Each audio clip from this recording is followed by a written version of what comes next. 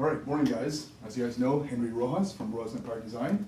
And thank you, Alex, for the introduction there, so I can go right into the zoning that I enjoyed talking about. So zoning, number one thing. Oh, there we go.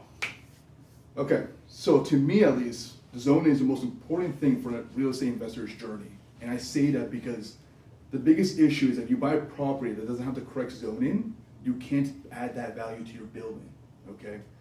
And the problem with zoning is that most people see that it's a zoning code of like R2, R1, and then they don't look into the specifics of the bylaws into that property, into the municipality, okay? Anybody can look into the zoning. You can check up on any website on any city like Hamilton, Toronto. You can check up the keywords, let's say Hamilton zoning interactive map, or Toronto zoning interactive map. Type in the address, and then you can find the zoning for that. But just because you found the zoning does not mean that you understand the full intent that the city wants for that property. You find the zoning, you'll find a bylaw number there that you can find all the information you need to know about that property, okay? Now keep in mind that just because your neighbors fall under the same, I guess design and area, does not mean your property itself is the same zoning in it and all. So if your whole neighborhood's R2, does not necessarily mean that your property itself is R2 itself. We've had multiple situations where, let's say in Hamilton, there's a bunch of this in Hamilton where it's designated as RA1, and then the neighbor right beside them is a totally different zone. It's not even an R zone. So you have to be very careful when you do zoning. Just because you have two properties under the same street, under the same area, does not necessarily mean that it's under the same zone. So be very careful on that, okay?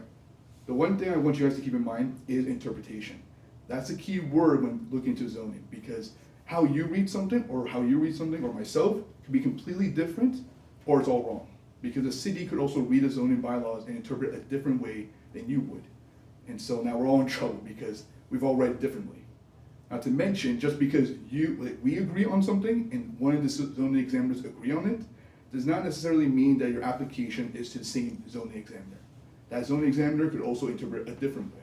So when doing zoning research, make sure you understand that correctly. Speak to your qualified designer, architect, zoning reps. Make sure everyone's on the same page, basically. What I like to do with at least zoning information is get email confirmation from the city themselves, letting me know on written confirmation emails or whatever, that we both see the same eye-to-eye value in that building, okay? Next, we're gonna talk about zoning verification letter, okay? A lot of cities, like Hamilton, has something called zoning verification letter, which allows you to submit an application for a certain property to know what the exact status of that building is. Mm-hmm. For example, when we looked at the MLS Select or MLS listing, you see that somebody's selling the property like a duplex, triplex, or even apartment buildings, 10-unit apartment buildings, whatever the case is. But do you know it's legal 10-plex or legal duplex? You don't necessarily know unless the seller has their own building permits to prove that. Now, this verification letter allows you to kind of submit the application, write in the address, write in what you think the use is and what you plan to do with the use. And the city will get back to you in a couple of days, if not 5 to 10 days. Letting you know, listen, Henry, it says duplex, but it's not a legal duplex. Under our records, it shows single family home. Right away, you know not to, I guess, make that offer, or at least reduce the offer, or some sort of negotiation with the seller. Mm-hmm. Same situation we have with apartment buildings. Just because somebody says it's 10 units does not mean that it's actually 10 units. It can be 7 units above ground and 3 basement units that were never legalized in the past. Okay, so make sure you do your due diligence, research the zoning, and talk to the city officials. Okay.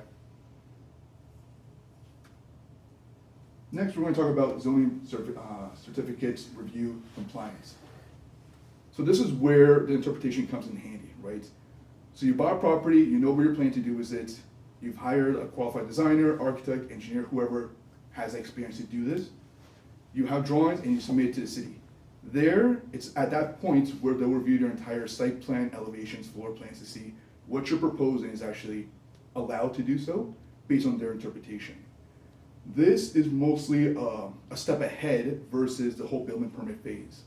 We've had many clients in the past where they don't do the zoning certificate of review as a city. They go straight through building permits, get the engineering, get everyone involved, get contractors involved, submit for permits, and then the first thing that the city red flags is zoning. You didn't understand the zoning correctly at that point, Therefore, that wall that you built may have to be pushed back or pushed in 3 feet. Once that happens, then you have to affect everybody involved in that project, all the consultants, engineers, architects, everybody involved. Now you're back at square one just because you didn't do your due diligence, okay?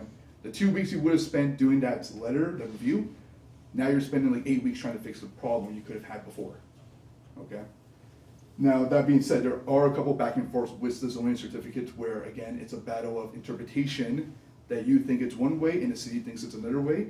It's just making your case there, and it's to see if there's room to negotiate on the interpretation at that point, okay? Next, we're gonna talk about rezoning. Now, in my experience in the industry itself, as soon as we hear the word rezoning, we panic. And I say that because there's so much things involved into rezoning. It's most of the time not worth it unless you're doing a massive land development project. And the rezoning process, similar to site plan approval, where it's going to cost you a tremendous amount of money and a lot of time. It's not really worth it in most cases, but let's give an example. A few days ago, I went to the city of Hamilton. An investor came to me that we're trying to convert this massive land in Hamilton where it has one house and a massive lot, and he's like, let's build a bunch of townhomes. Great, the neighborhood supports that because they're all townhomes. Walked into the city, talked to their zoning examiners, and they mentioned to me, listen, Henry, just because that site has townhomes doesn't mean yours has townhomes. Your zoning is actually farmland in the middle of townhouses for some reason. So now we have to submit for a rezoning to get that farmland use converted into townhome use.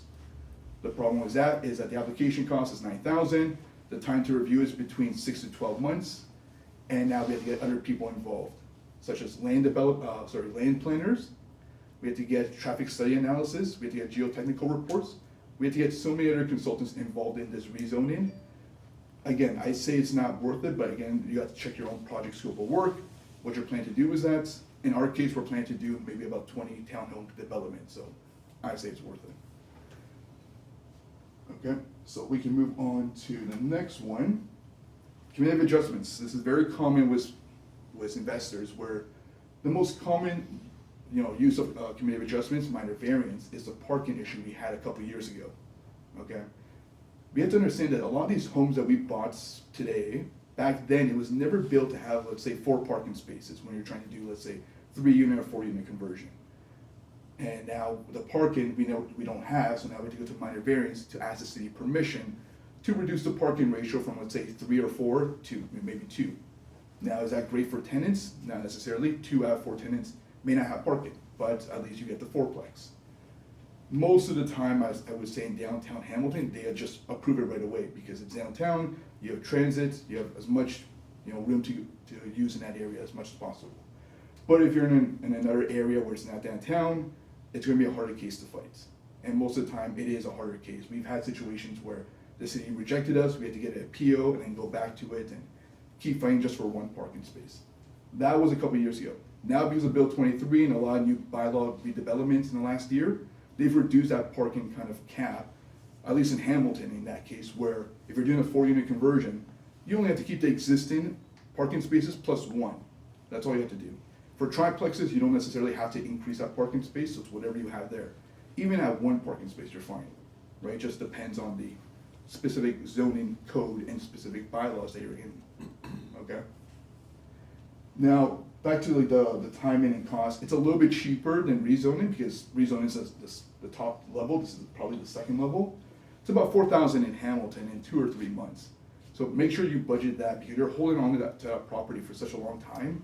You have to make sure you're going to be holding it for that amount, if not longer, because if they deny you, you have to get a PO and then go back to it again, okay? The problem with zoning, rezoning, and community adjustments with every city is that it falls under the planning department, and they don't necessarily have a specific time in anything. They'll tell me 3 to 6 months, but that's today that I asked them for. If I go next week, they'll tell me, 7 months now. That's because they have a lot of volume, just because we miss our timing there, so. Make sure you have that in the back of your mind that timing is very important in this. The cost is hard to absorb for sure, but timing is the worst thing. Okay. And now just a little bit about us. We just released another new website, right? Back maybe a year ago, we were mostly focused in custom homes and house additions. And now we convert more to investor-focused projects where we were about 50-50 and now we're all in investor-focused from 2 units, duplex conversions, up to 100-unit apartment buildings that we're currently working on at the moment. So just want to let you know we have a new website. If you're interested to look into it, let me know. If you have any questions about that, please feel free to reach out to me.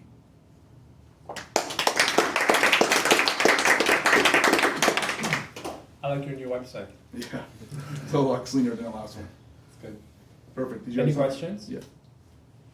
You mentioned Hamilton a lot. Are you doing most of your work there or in Toronto? Or? Yeah, so most of our work is in Hamilton. My mentor and contractor, Mark from Talk About Investing, he is working in Hamilton a lot into unit conversions and apartment buildings. The problem is, it's like that's our main focus, that we're not really focusing too much on other areas, but we have explored those areas. For instance, I would say our portfolio is about 80% in Hamilton and 20% in other areas, such as Port Cobar, Fort Erie, London, Windsor, and then Barrie and Sudbury. Right now, even Mark and myself are looking into hotels in Montreal. We're working on them, but they're not our big project there. Got it, yeah. Cool. Yeah. What are you doing in the hotel space in Montreal? Yeah, so our investors bought a rundown hotel there that we're just doing some cosmetic fix up in that area. Whereas one of our other companies that we're working with right now, they provide all the kitchen cabinets to that area, so we're just refixing up that whole space there. Nice. Right, just trying to up it. It's like a rundown, now we're trying to up it again and Yeah, get more okay. units. Cool. How many stories is it? It's about 4 stories. Yeah. I'd love to learn more about the project. I have a Yeah. client who does a lot of that stuff, that they're looking for retrofit, so. Yeah, I would say like those spaces are pretty tight. Like that hotel itself, it's probably maybe $250 per room in Yeah. terms of square footage. Yeah. So you can imagine our struggling trying to put the bed, kitchen, and what Yeah. you can do in that space, right? So we've actually, that was our go-to ticket to start micro kitchens. So you're converting that to multifamily, or are you keeping it as a hotel? No, we're keeping it as a hotel, right? Yeah. But Is it flagged? sorry, Is it a flagged hotel? Like, is there any, like, is it like a? Like a name brand? no, it's one of these rundown ones that Do investors they aren't want to a do. flag for it? Like, Sorry? would they want a flag for it, like a large? No, I wouldn't know that at the moment. No, they Yeah, haven't let's- mentioned it to let's- me yet. Let's have a conversation. No, for sure. Yeah. Any other questions about zoning? Feel free to pick my brain. Yeah, it was really insightful from my perspective. I know I've gone down to Toronto City Hall quite a few times, just speaking with the staff there.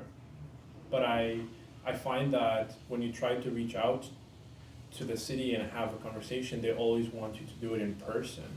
So like I book a meeting, I talk in person, and they tell me verbally, but I never got anything in writing so far. Yeah. But I guess maybe I haven't gone too far because I have different conversations with them on different projects. But I think what you're explaining here is like really get things in writing from them so you have a firm opinion that you can keep them accountable to, right? No, for sure. And we've seen that in other like smaller municipalities.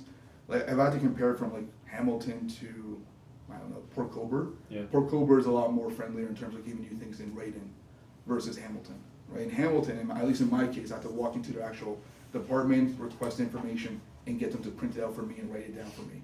And that's my actual written confirmation that I scan and provide to investors. Right.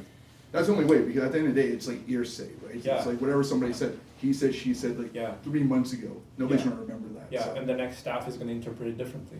Oh, 100%. That's the biggest issue, honestly, was the interpretation, and they use that word a lot there, so I'm just like, okay, well, I don't know what to say about that, but it is what it is. It's almost like lawyer talk at that point, Mhm. right? So you gotta make sure you understand the bylaws a little bit more clearer, right? Okay? Any other question? Yeah, so Matthew? with like the political push for more housing, what changes are you seeing or opportunities are you seeing on the zoning level? Yeah, so since that change in Hamilton, at least back in August, that they started the 4-unit conversions, more on a large scale, and then Toronto just released a whole 5-unit a few days ago. The biggest issue, I would say, sorry, did you say biggest issue, or? Yeah, both Okay, issues and opportunities. Yeah, so the biggest issue is trying to get fire escapes into every unit. Okay, so let's say for example, we have a 4-plex, it's a massive house, basement, main floor, second floor, attic. That's the situation in Hamilton. This investor of mine wants to add 4 units, convert them all into different units themselves. Now, how do you provide 2 exits on the attic space? Because technically you need 2 exits for every unit themselves.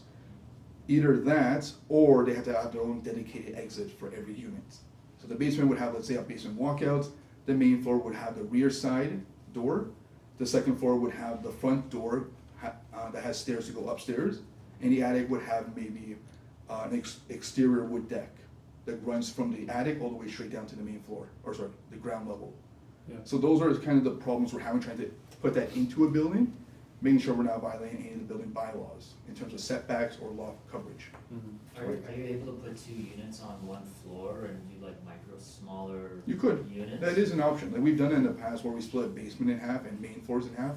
I split a main floor into 4 units at one point, into 4 bachelor units. But keep in mind, these bachelor units are about 250 to 350 square feet.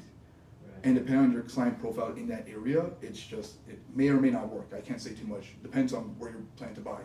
Right, are there limitations on what the city allow for like how big a living room should be or bathroom, things Well, that like falls more onto building code. Building code, there's always like minimum room sizes, right? Yeah. And again, it's down to interpretation on how you measure that area. Sometimes they include the closet, sometimes they don't. If you have a 1-bedroom unit, it falls under a master bedroom, so now you have to make it bigger than a normal bedroom would have been. Right? If you have 2-bedroom unit, then it's like a master plus a normal bedroom. Right? Now, these are the things that we faced in the past a couple of years ago. Now we understand how the city's mind works. But yeah, those are pretty much the biggest issues with the 4-unit or multiplex unit conversions, right?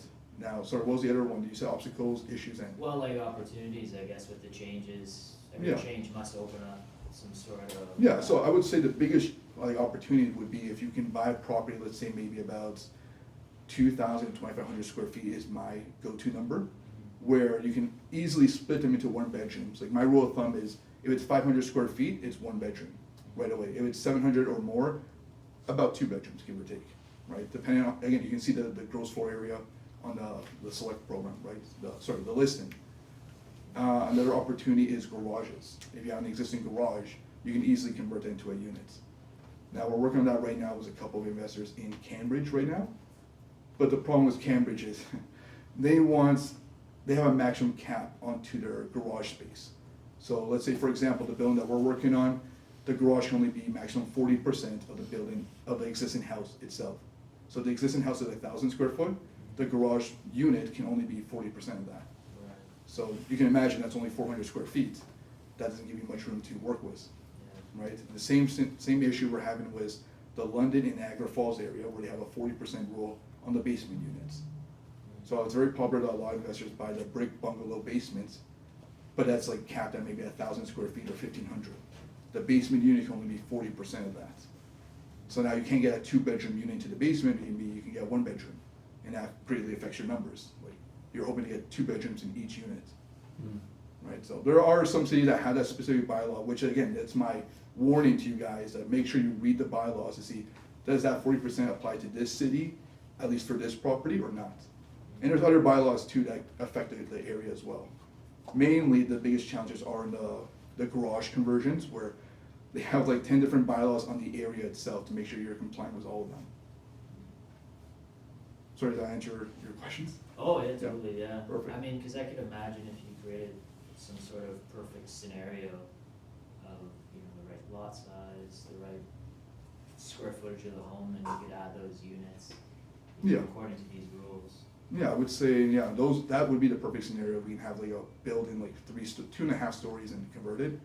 But just make sure that the most common one is ceiling heights, right? Ceiling height in the basement is the biggest issue with most investors. But now that we have the 4-unit conversions, investors have to look into the attic space themselves, because most of the attics in Hamilton and in Toronto, they have the slope ceiling, which there's a limit to how much you can use it. You can't use an entire attic. The rule of thumb is about 4 feet 7 inches. Anything 4 feet 7 inches or higher, you can use that space. Anything below it, you can't. Right, so those are, I can talk about this all day, but like. Yeah. Devil in the detail. Yeah.